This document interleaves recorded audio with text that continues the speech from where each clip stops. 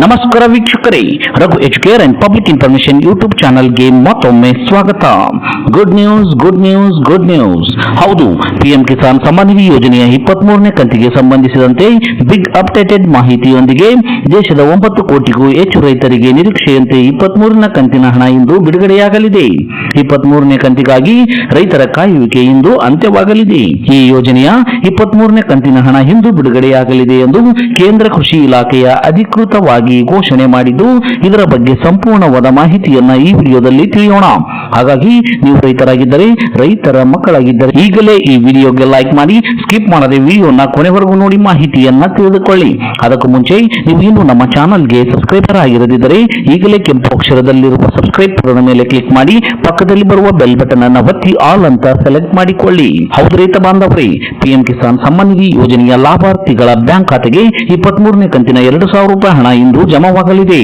June 20ರಂದು ಶನಿವಾರ ಮಧ್ಯಾಹ್ನ 3:45 ಗಂಟೆಗೆ ಪಿಎಂ ಕಿಸಾನ್ ಸಮ್ಮಾನ್ ನಿಧಿ ಯೋಜನೆ 23ನ ಕಂತಿನ ಹಣವನ್ನು ಬಿಡುಗಡೆ ಮಾಡುವ ದಿನಾಂಕವನ್ನು ಈಗಾಗಲೇ ತಿಳಿಸಲಾಗಿದೆ.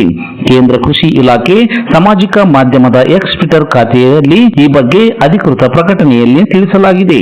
ಅಷ್ಟೇ ಅಲ್ಲದೆ ಪಿಎಂ ಇವೆಂಟ್ಸ್ ವೆಬ್ಸೈಟ್ ನಲ್ಲಿಯೂ ಕೂಡ 23ನೇ ಕಂತಿನ ಹಣ ಬಿಡುಗಡೆ ದಿನಾಂಕವನ್ನ ಪ್ರಕಟಿಸಲಾಗಿದ್ದು, ಇಂದು ಜೂನ್ 20ರಂದು ಮಧ್ಯಾಹ್ನ 3:45ಕ್ಕೆ ಪ್ರಧಾನಮಂತ್ರಿ ನರೇಂದ್ರ ಮೋದಿ ಅವರು 23ನೇ ಕಂತಿನ 2,000 ರೂಪಾಯಿ ಹಣವನ್ನು ಒಂದು ಬಟನ್ ಒತ್ತುವ ಮೂಲಕ ದೇಶದ 9.44 ಕೋಟಿ ರೈತರ ಬ್ಯಾಂಕ್ ಖಾತೆಗೆ ಡಿಬಿಟಿ ವ್ಯವಸ್ಥೆಯ ಮೂಲಕ ಜಮಾ ಮಾಡಲಿದ್ದಾರೆ.